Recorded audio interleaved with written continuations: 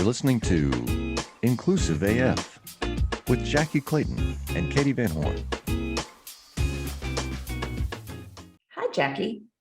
Hi, Katie. How you?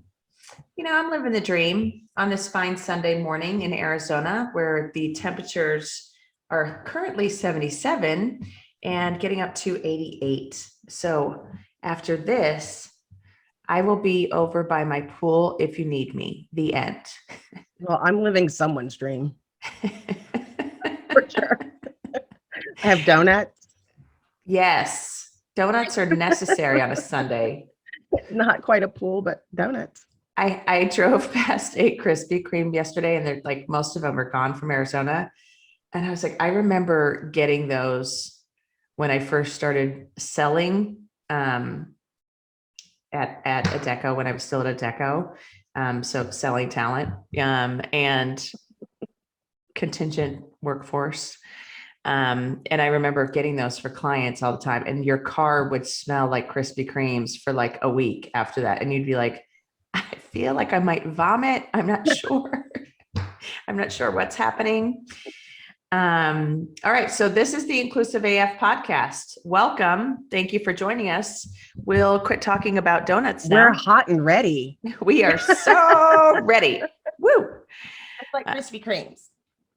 Hot and ready. Hot and ready. And sugary, sugary, sugary. Let me tell you though. But delicious. Like one of them is delicious. Two of them is not May ideal. You leave a little bit stains on your fingers a little bit. Yes. You may die. Wash your hands twice. So Jackye, what are we talking about today? Listen, we're talking about Basecamp because I've loved every second of it. I've loved all of it. I loved it. In case people are not aware, the Cliff Notes or the Jackye Katie notes are: something went down at work. CEO says we're not talking about politics or religion anymore.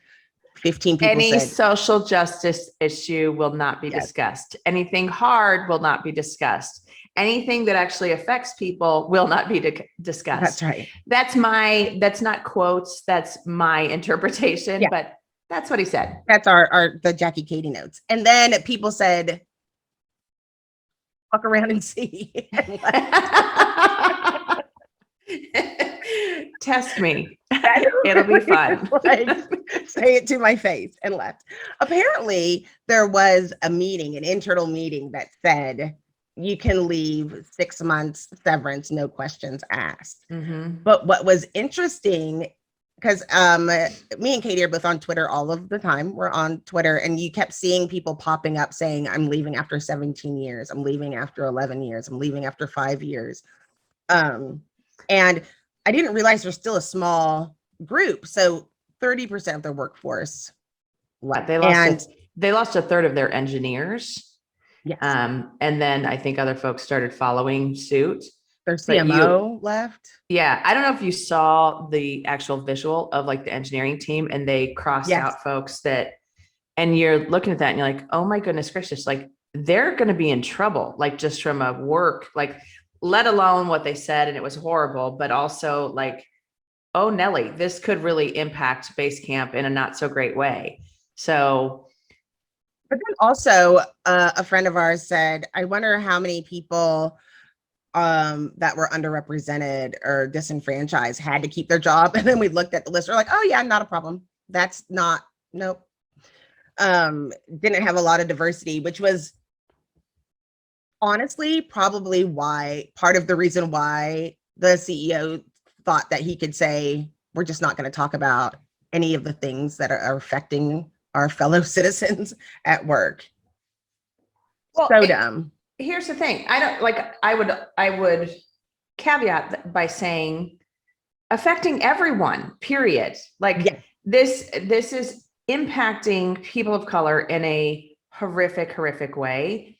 But to say we're not going to talk about it all to white people is also such a blow, because it's like, no, they're the folks that need to be talking about this. They're the folks that need to actually listen and learn and go, oh, wow, I didn't realize, I'm going to be generous here. I didn't realize that was happening to this community, or wow, now I'm learning more, whatever they might in their head think. But to say, oh no, we don't have to deal with that. It's cool. It doesn't impact us. And now some of the things that he said were true, but don't matter. Like, oh, this is a distraction at work. Yeah, doesn't matter. It's more of a distraction to not have the conversation. And it's more where people don't feel safe. It's a safety issue. And that's the big piece, because how do you even, who gets to determine that, like, who's the tone police and who gets to determine what is unspeakable? Well, like every leader is going to come running to HR immediately and be like, they talked about this in a meeting, so we should fire them all. Well, I guess apparently they there was a that list now as well. No, they can't do that. They can't do that. There was a list going around internally at the company of names that they thought were funny in the customer service group.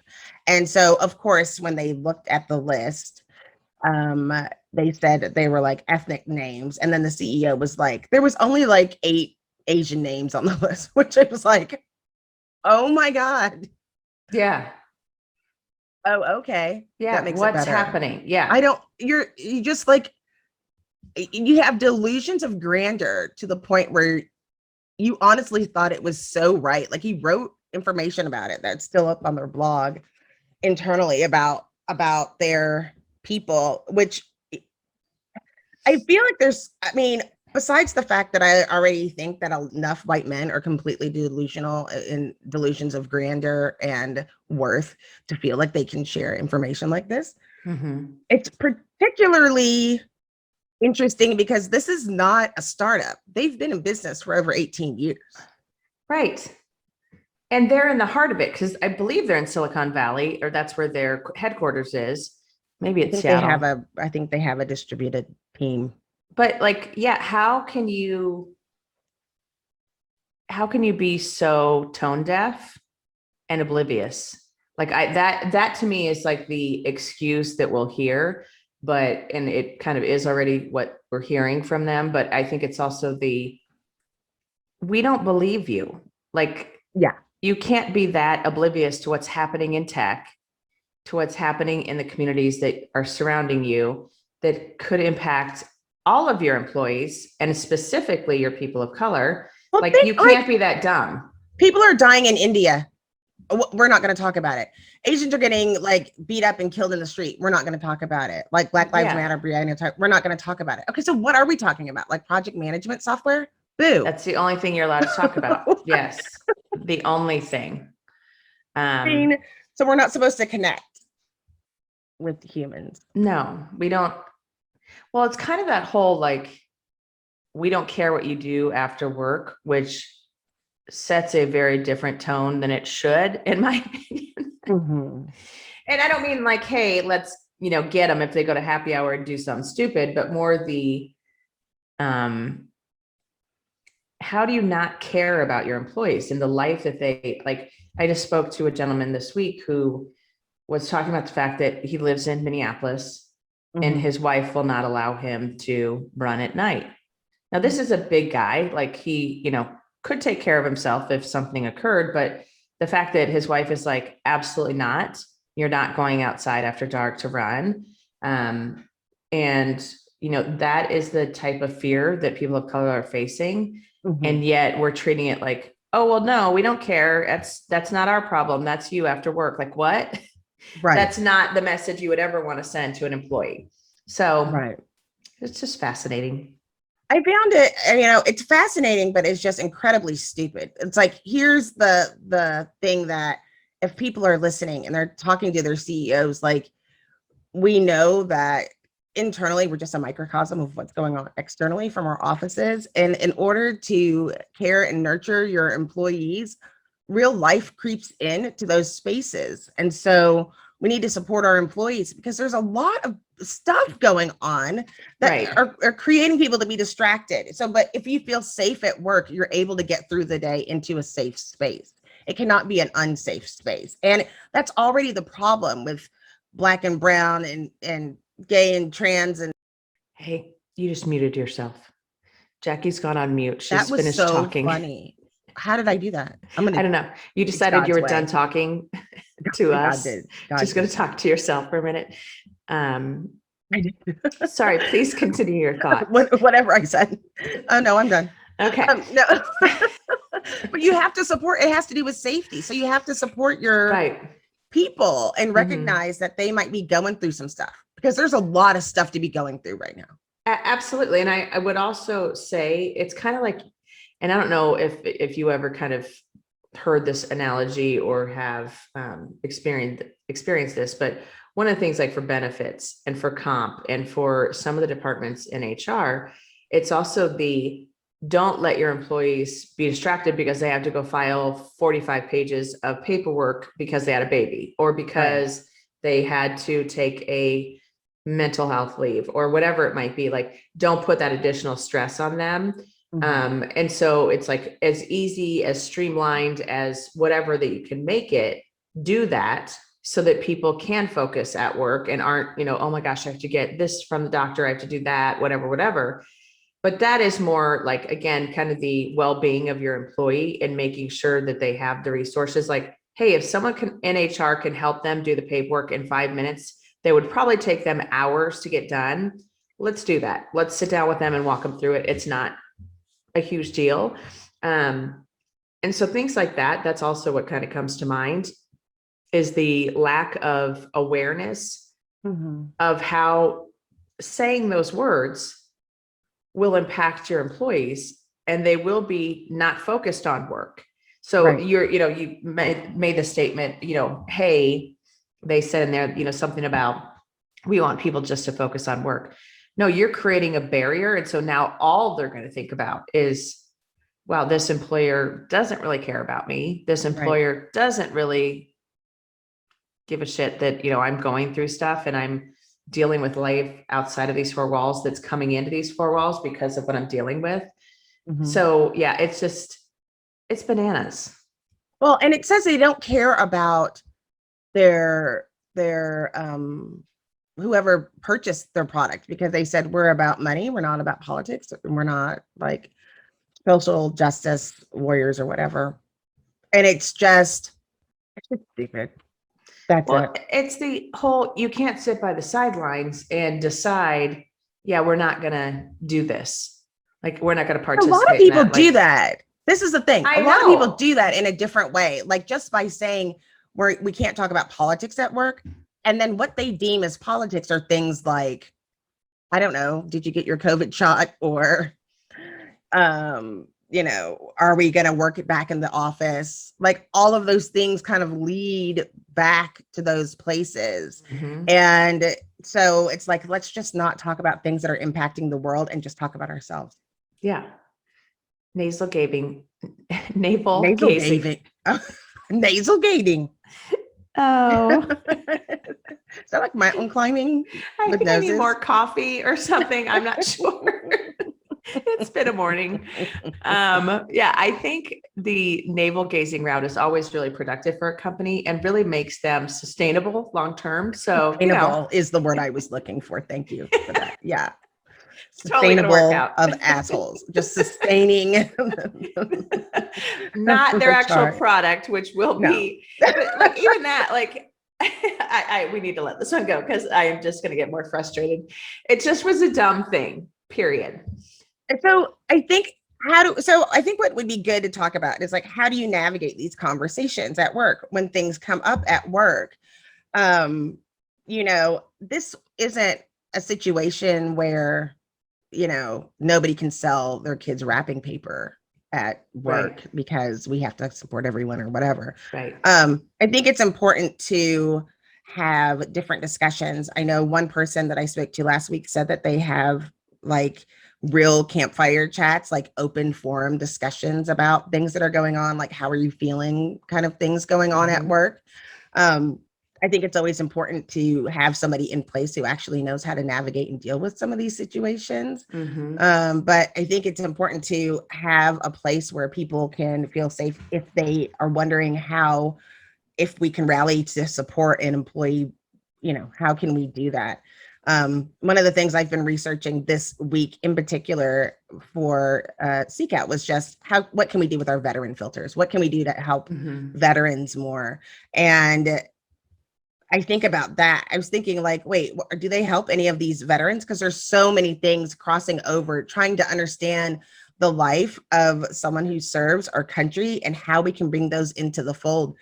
And in talking to a lot of various veterans this week, they have told me some horrific stories from organizations that have like Army in the title of the organization and then say, oh, we don't hire veterans here. You have to go someplace else, or not looking to embrace the people that try to keep us safe. And so it's a real dotted line segue into that topic, but I think it's important to think about what things are we trying to shield people from or discourage people from sharing, and how does that impact us at work? Well, so on that one, I'm going to sidebar for a second, because I think veterans is one that I think always gets, you get the whole, it's difficult, we can't find them, we don't know what they did. There's now like a bunch of different sites that you can go to navigate. Okay, they were a X in the Army, Marines, whatever they were. This is what it translates to in civilian terms. And it's just for the very fact of like, there is some, okay, well, what did you do there to actually, like, what job would fit? But again, this is where it takes a minute and it takes a little bit of learning. But once you do, veterans are one of your best populations to hire, because you have a higher population of people of color. You have a higher population of folks that know how to listen and do their job. And you have folks that are extremely loyal. So like, those are three great things, characteristics that you should be like, yeah, we want these people here. We want to hire veterans as much as we can. And yet you see this like, disregard, or, oh, that's too much work, it's too hard. And you know what part of it is? Like, there's no pipeline. I swear to God. I hate you so much. With love. Said with love. One of the things that makes me so frustrated is like, people will say, well, he wouldn't tell me what he did. So yeah, some people, PS, if you're recruiting veterans, can't tell you what they did. Right. You have to let it go and start recruiting for values and core things, and talk about your office, not their office, to see if they put those things on their resume. Stick to that. Save yourself, because you're going to make yourself look and feel really stupid.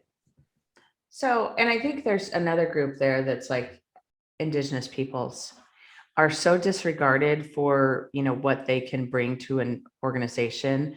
And again, there's just a ton of tools and a ton of resources that are out there that are, how do we connect to these communities? And I shouldn't say this because it's a major assumption. There are reservations on the land of most states. I don't know if that's an accurate statement, but I'm in Arizona. We have Indigenous. Well, there are in Arizona. I'll Google it. Oh, it's a bunch. We have I think we have 21 nations in Arizona. And so from a reservation, some of them are combined on reservations, which is a whole nother conversation for another day. But I think there are 21 tribes. It might be more. What does it say, Jackie? What does your search say? There's a bazillion. Yeah. What did Google? A bazillion. That's what it's saying, that there's a lot. Yeah. well, and it is because I think with every, if anyone has a national park in their state, that was land that was stolen once, and then another time, once it was made into a national park. And again, that is a broad statement, but that's kind of what happened to most of these reservations, is that they were granted land. And then it was like, no, that land's too good, so we're going to give you this other land that's not great. It's just interesting. There's 326 federally recognized Indian reservations, and there are nearly 700 tribal areas. And so they were looking at that. They just looked at the top. Like there's 29 in Washington, 30 in Oklahoma, 75 tribal areas in Hawaii, 107 in California. and 222 in Alaska. And there's more everyone, like you said, it looked like, you know, a lot of places. There's only a few states that don't. It's easier to say the states that don't have Indian reservations are Arkansas, Delaware, Georgia, Illinois, Kentucky, Maryland, New Hampshire, New Jersey, Ohio, Pennsylvania, Tennessee, Vermont, Virginia, and West Virginia. Which is interesting because, I mean, just knowing. Yeah, there were no Indians in Georgia or Delaware. Yes, there were. I know. That's why I'm like, wait, what? isn't Illinois? Like, Yeah, Illinois, I think it was Iroquois. Yeah. Ohio was the Chippewa. I know that because I'm from Ohio, and everything was named Chippewa inappropriately. In the South, you had all kinds of indigenous groups. So anyways, we're totally like, that was a long sidebar. What were we talking about originally? Basecamp. Then we went to. We're talking about not talking about politics at work. Oh yeah. So yeah, we're going to ignore this isn't an answer. So you were asking, what should you do about it? So I'm going to tell you what I would do in my current role as a consultant doing diversity, equity, and inclusion consulting. I would ask who all was involved in the decision to write that statement and share it. Because if the PR team said, oh yeah, that seems great, fire them, every single one of them. Absolutely. And then I would secondly go to the CEO and do what I'd like to do, which is what's the worst that could happen? Let's play that game. Because like any good HR person, any good PR person would know, how is this going to land right now today in 2021, knowing everything that's going on in the US and abroad, like to your point, like, India is not okay right now. There's a lot of countries that are not okay right now. How will this land? And I would hope any good HR or PR person would go, this probably isn't a good idea right now. Let's hold on this and let's maybe just take a pause and think about this. Now, I understand there's probably conversations going on that are hard conversations. The other route is teach folks how to have that conversation. That's right. In a positive way. Like, how do you have discourse without it going to extremes? That you should be able to, like you said, pull people together and say, let's talk about this. And I think that's what I would do if it came on my plate, like we're thinking about doing this as a DEI strategist. I'd be like, what is the end game? How do you think this is going to play out? What are the repercussions for these types of things? And let's just talk in generic terms about what's affecting our employees today. Right. Just so you know, this is going on right now. And this is how it's going to affect, like, whatever you think is happening, it's going to get worse in these areas, and we're not going to be able to recover. Like, we're going to have to look at those things. Like, what are you really trying to say? Are you saying that you don't think people are working enough? Because that's a whole different issue. And I think that's what was missed in the article, that the memo that first went out, and anything that you see about talking about it, is that he didn't say, y'all, I'm paying you for a full day and you're only putting in 2 hours. It wasn't like, okay, we can talk about this issue, but we need to still get this is how it's affecting our company. Like, it didn't give anybody enough context. And it was just like, shut up. Yeah. And that never is going to work. Please stop talking immediately, sir. Could you calm down? Could you calm down? Nothing good can come of this. You seem a little angry. And I'm hurt by that. I've done a lot for you. I gave you a job. I built this company with my own bare hands. I built the sons of guns with rock and roll. Can we switch topics for a moment? Absolutely. Positively. So we're going to go into something. You're going to beat me up a little bit. Very little. Okay. As much as you want to, you can, though.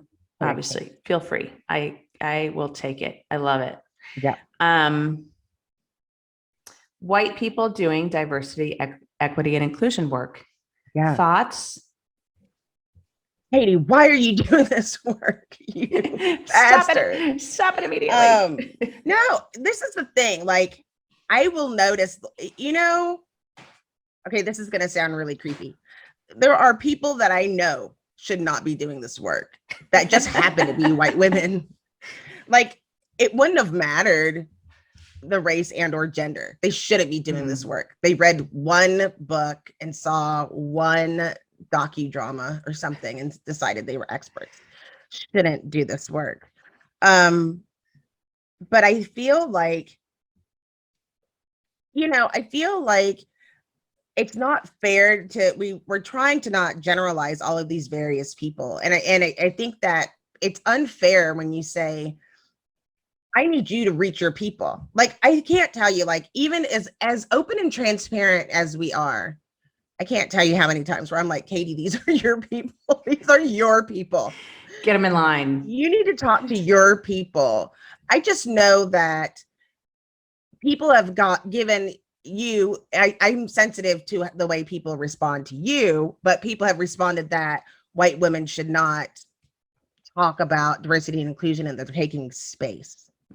I think the problem is when you look at the situation from diversity and inclusion, and then what happens, just like in other fields, we take out being like a feminist and white women feminist versus what's going on for the Black woman experience is why people have that disconnect.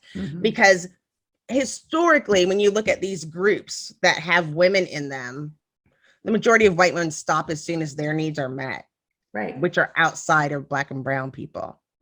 That just means you have to do the work and educate yourself and be able to speak for all people.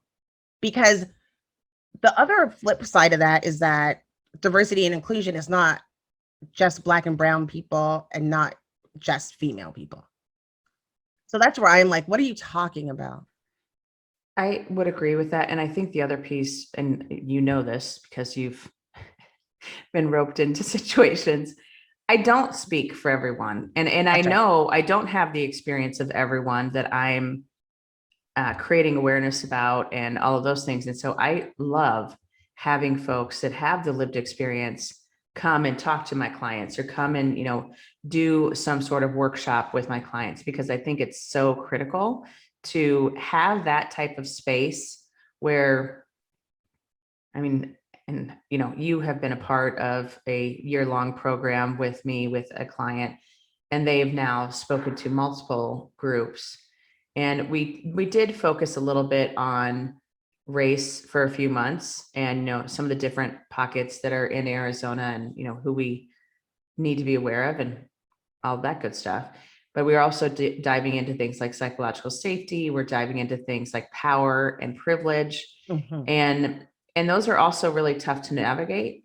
And so there is a piece of me that what I say or how I talk about it is I'm not going to try to speak for every group because I don't have that experience. That's right. But there is an approachability piece where I can say things as a white woman that maybe a person of color could not say, and vice versa.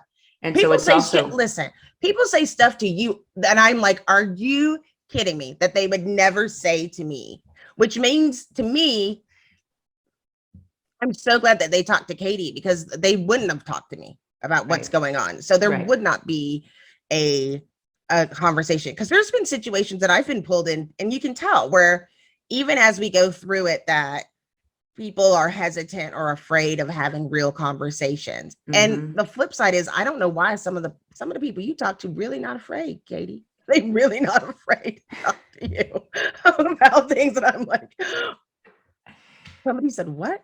Yeah. And I guess that's part of it too, is like, there is that comfort there that they will say things that then I can educate from a different way. So even, I was talking to someone the other day and they were talking about minorities.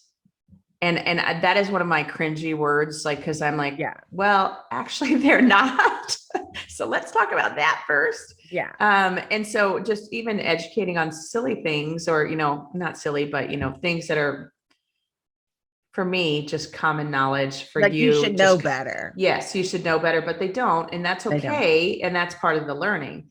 But it's also things that I agree with you. They'll share with me that I'm like, Oh, wowzers. Okay. Yeah. We need to start at a different place than what I thought. Yes. And well, the other day I was listening to a podcast. I'm very specific about my podcast. You know, we do this work and then every Sunday we are recording stuff and we talk about it every day. So like in my personal free time, I don't listen to things about diversity and inclusion. I do it when I'm working for a specific goal. But this day I was listening to a book review of this woman who people hire in to do diversity and inclusion work. She literally tells her story that she was a coach, like a life coach person, and she read White Fragility, the book, and said that she was doing it wrong. She read that one book, realized she was doing it now, and now she teaches diversity and inclusion because white women don't understand. And she's woke because she read one book. So now she knows that it's another experience. And you know from that book that all it does is create damage for white women, just damage themselves with no resolution on how to get to the end game. And they're all just say, we're bad people. Like, oh, sorry, Black person, I'm a bad person. And that's usually as far as it gets. So she just, I don't know. It's like a sadomasochistic clubhouse. Sorry, fans of the book. That's just how I see it. I agree. And I mean, I don't know that we've ever talked about that book on here.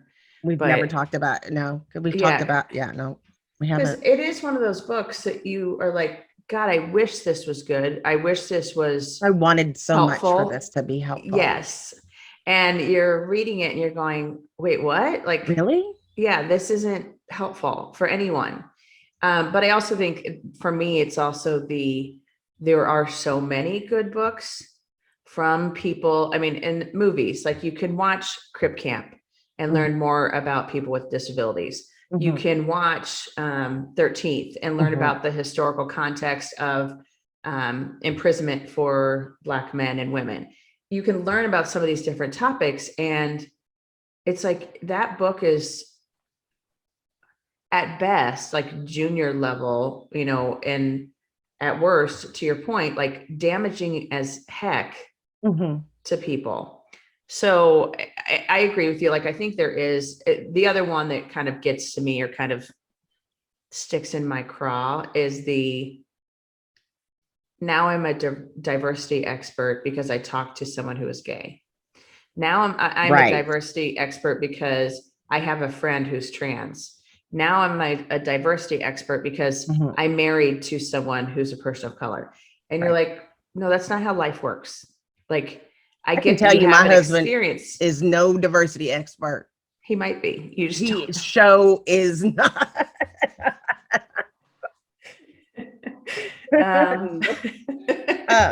That's another day. I keep saying that. One day we really have to have him on because I know he's so good. He's so that you do that.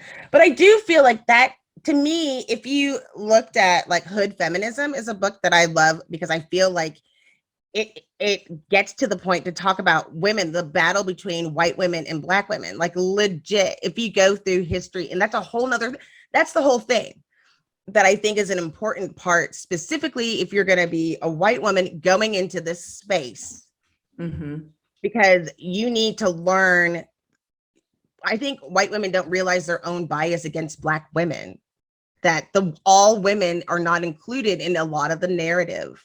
Well, I'm just trying like to look Lean up. In. Remember the book Lean In? And Black women are like, yeah, that's not happening.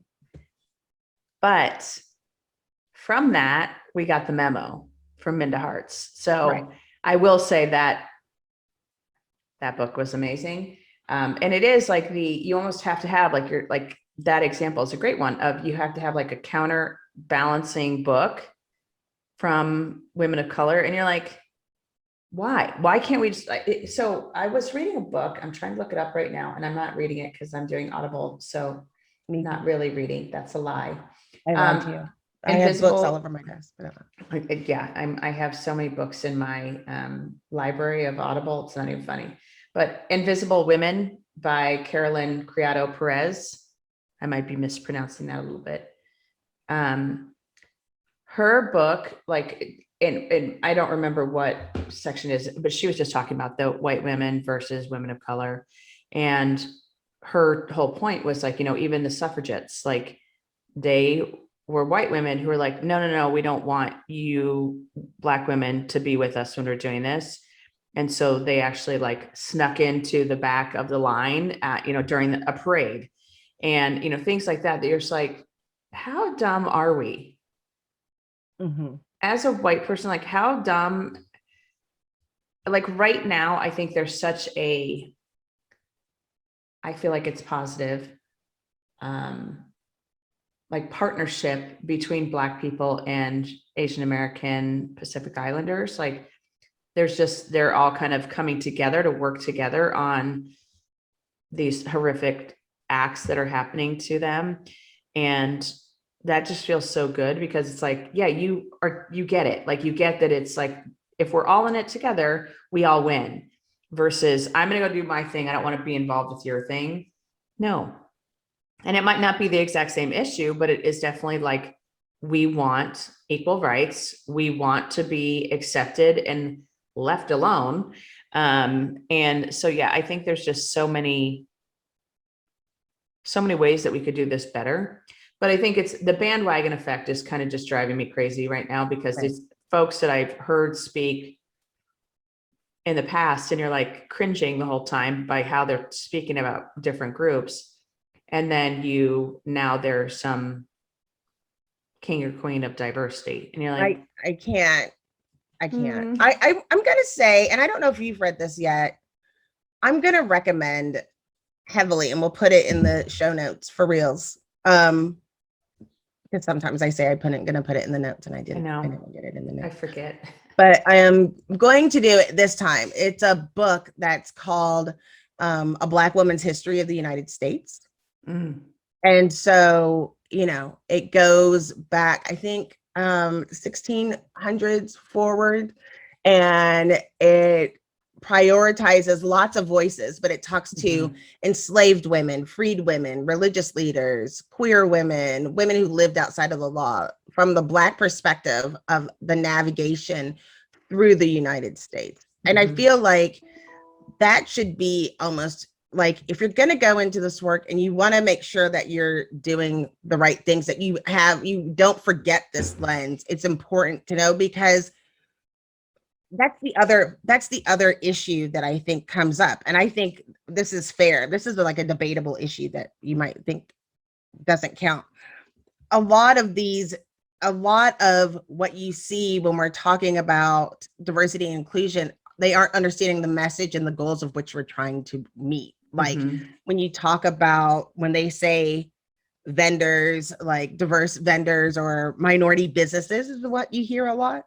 And they include women into that respect. From a political standpoint, it's BS, because you see people giving to businesses that are owned, just their husband just switches over the name to their white wife, and then say, oh, then you're giving to it, but they're not. They're still getting the benefit from this white man being there. And then you're not really giving that. The purpose was not just to give it to a woman, like you're giving it to someone who has a business where historically didn't have an opportunity. Right. So you have to look at those things deeper than just a checklist of, these are the vendors that you can go to if you want to make impact. And so in there was a school board that removed white women from minority owned businesses. They have it separate. They have separate ones where you can do that, but that doesn't count into when we're talking about having diverse vendors, that doesn't, they don't count. Yeah, that diversity spend. Yeah.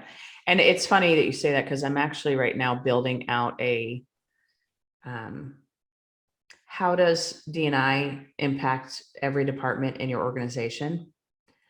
And so kind of going high level, like, okay, procurement, sales, what are the things that, product development, all of these different things, like what do you need to be thinking about? Because I think for so many companies, they do go, oh, HR will take care of that. And like letting the marketing team know, hey, don't use stock photos that aren't actually reflective of your team, or use stock photos at all, because that's just not gross. Yeah, it's just gross. And being thoughtful about some of that stuff, and being thoughtful about like, how are you presenting yourself to the world? And, and there is that message that I've heard, and I agree with this to a point, is I get asked the question of like, hey, we're trying to do marketing, we're using our employees, but we don't have diversity. So how do we talk about that, or what do we do? And I'm like, you're honest. Hey, we're working on it. Own it. Yeah, we're not there yet. But I've heard some, counter defense of like, oh no, you shouldn't do that, because that also looks like you're just trying but not actually doing anything. And I'm like, well, it's not something you can use forever, but for Right. the first 6 months of working on this stuff, you absolutely can and should. But I also think there's just so many layers, as you know. There's so many layers and so many things to be thinking about, and I just don't think everyone takes that time to actually. No, because it gets tired, like It's exhausting. like I'm not even, it's like running a marathon and then it's like, wait, you didn't win. Like you got in a taxi and you went cross country, and you Right. kind of think, well, that was kind of smart because it sucks. Right. But give back your medal. That's all. Yeah, that's all. And that's what I think from the recruiting standpoint, from my lens, that's what the biggest challenge is that you just get tired. You just get Mhm. so tired. Even I think that's what is interesting about the kind of work that we do. I know. So I think everybody feels like this is easy, just like people think hiring is easy. Like they Mhm. don't need human resources. They need to build a product. Like there's all these things where people think that they can do it, Mhm. And then when they get into it, the exhausting part is like, you have to tell the same story over and over to every department as soon as it comes up, like every day. And that's why every diversity inclusion person I know in their own companies is like the Debbie Downer. It's like the Mhm. anti-fun committee. It's like the no fun committee. Like, sorry, we need to consider these things until people can do it for themselves. And you Right. don't want to say, we're not doing just relay races at our company picnic, but Right. you can't do that if your impact is this. And so I think that's the other thing that's happened with so many organizations that say that they have a desire to increase diversity in the organizations, don't recognize they don't know what that means. Right. They don't. Like, Well, they and just it's the like, oh, well, we have workers in our warehouse that are people of color, and you're like, cool, who's in leadership? Mhm. It's kind of that conversation too of like, oh no, we're totally diverse. And you're like, but are you really? Because your first and second line of leadership is all white people. Mhm. So, and that's the thing that Harvard Business Review talks about. Like this is something that we were talking about with organizations that try to have diverse slates. And it's like, you can't just have a diverse slate. Like you have to have 3 underrepresented people on the slate for every one, white male on the slate. You have to have 3 non-white male, cisgender, able-bodied people, SWAMs on the slate. Yeah, I mean, I actually have read the article about that you cannot have one person that's diverse or considered diverse. And it is like, yeah, you have to have 2 or 3 or more in that slate, or it's statistically impossible for the person to be hired. Yeah. 0% chance with And one diverse person. yeah. And I love having that conversations with people like on the finance team and stuff. And they're like, well, wait a minute. Yeah, I guess you're right. Thanks. I'm super good at the maths. Right. Okay, I'll go over your books if you go over. I had to have that conversation last week because we were talking about GDPR and diversity recruiting. And there was a sales guy that started going into it. And I was like, listen, I promise not to sell anything as long as you stop talking about shit you know nothing about. Nothing about. Yeah. I don't even know how much the product costs. My job is to tell you what you need, not what you can afford. Right. Your job is to tell them what you're selling them, not oversee their diversity and inclusion program. Right. Like we have to navigate through these things, and you're talking about something you know nothing about, and that's what you have to. That's why you have to stop. You want everybody to be knowledgeable about diversity, but it's a continuous thing, and there's a lot of places for it to go sideways. Well, I think I agree, and I actually had the opportunity to have a couple conversations with someone who's also a DEI consultant, and we kind of got into it a little bit because there was so much opinion versus fact. And I'm totally cool with you having your opinion, but when it comes to like working with a client, you kind of have to leave some of that at the side and go, here's the data to prove what I'm saying, not just I feel or I think, because you lose people. Because it's not just about, oh, hey, this person came in and told us to do these things. Why? Where's the data to prove this actually will work? Where's, the HBR article is a great example of like, hey, this is why you should have a diverse slate, and this is how you do it, so that people actually understand and then can actually see the math and can see why it's important to have 2 or more. And so it's the like stuff like that you just got to go, this is where you need that expertise, people who've done this, who've been through this, not someone who's passionate about it. And we love people that are passionate about it and stay passionate about it and rally and get people together and do those things. But because the problem is you don't have, when you literally legit, you will be standing talking for all the underrepresented people at an organization by your freaking self. And they're looking to you to make the space. So it's hard. So if you can't take the blows, you have to bring somebody else in or step aside because it will get ugly. And what happens is the opposite impact is what you say. And then you have some freaking CEO that says, we're just not going to talk about it at all because we can't seem to have a good conversation. That's it's hard. And so, and it's really uncomfortable. Wouldn't it just be easier? Like, that's what I hear a lot from recruiters. Wouldn't it be easier just to hire these people? No.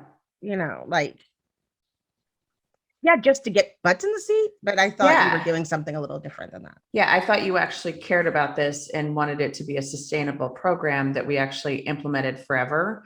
Right. And created spaces where folks can feel accepted and feel safe and feel like their company cares about them and isn't telling them, don't talk about that because it's uncomfortable for some folks.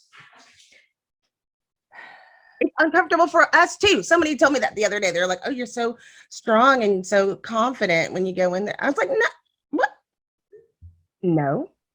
It's just my job to do. It's just my job. It's my job. Yeah.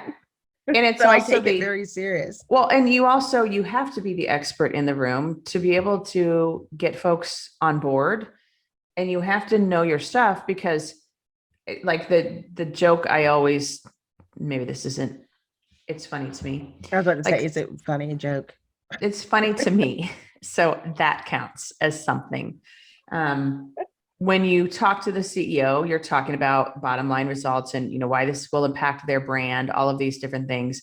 When you talk to the CEO, you're talking about the financial benefit and again, those bottom line results, but you're not talking about the feel good or why you should do this because it's a great thing to do.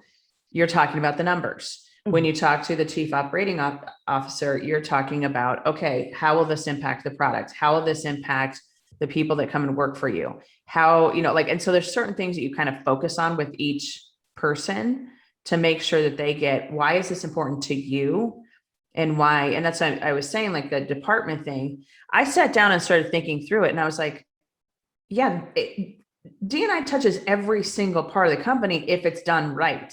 Because it's, from comms and PR to finance with procurement, like we said, it's, things like you don't realize, like in sales, how are you having your people talk to prospective buyers? How are you having your people learn how to speak to different people who are different than what they're used to? And also, how do you talk about your products and how they are inclusive and that they are something that multiple folks can do and things like that it's like, we need to do better. So anyhow, I'll get off my soapbox now. All right, my friends. What is one thing you want to make sure folks get out of this episode?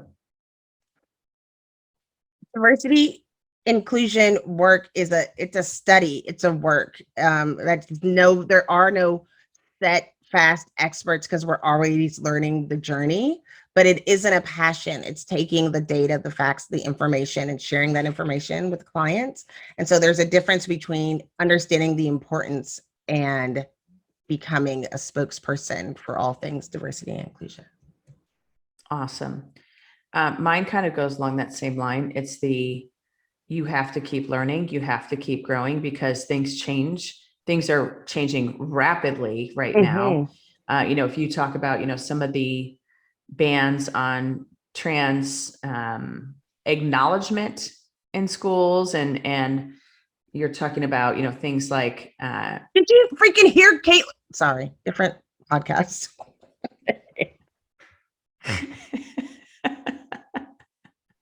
I'm telling you what I'm learning, Jackye.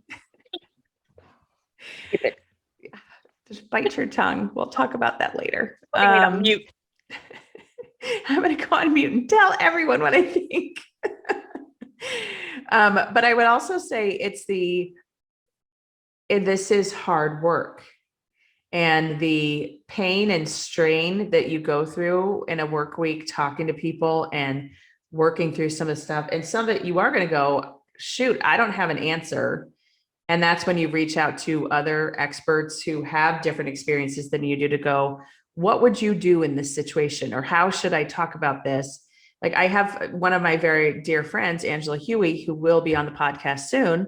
I will beg her because I haven't even asked her yet. I need to. She is like the spokesperson for all LGBTQ people in Arizona, pretty much. She runs one community and she's amazing. But I will call her and be like, so tell me about this thing. Tell me about this legislation that's going through. Like, what do you think about it? How does this impact folks? And I think that's part of it too, is just really thinking about how are you learning and continuing to learn. And then the last piece I'll say is, no matter what size company you are, you need to look at the spend with vendors. So like, look at who you're actually giving money to help you with your business. And it doesn't matter, like, I'm a one-person organization and I look at it every time I talk to someone like, okay, who is this person? What are they all about? Do they agree with the, things that I'm working on? Because it can be hard. And that is all I learned. A lot of things. I learned a lot of things every day. I see. I love that. I'm going to make another ask, because we never ask people this. If you like what we're doing, can you give us a review? If you watch us on YouTube, like and subscribe. If you listen to us on Apple Podcasts or Google or wherever you listen to us, and you like what you're hearing, will you give us a review, a positive review? If there's things that you hate about it, you can give us a review too. No. Yes, if you don't like it, if you don't like it, shh. Just we're inclusive AF, except for people who don't like us. That's not the name of the show. Oh, crap. Okay. Yeah. Sorry. Yes, please do give us feedback, both constructive and positive. And we also have Cup of Joe as an option if you like us and want to help us continue to talk about these topics and share them with the world. Consider buying us a cup of coffee. Which is, we got a cup of coffee this week. That is lovely. We did. We got actually a couple 10 cups, of coffee, which was phenomenal. And that person will also be a future guest. Yes. All right, then. Thank you so very much for joining us. This is Katie. And this is Jackye. And this is the Inclusive AF podcast. Bye. Bye.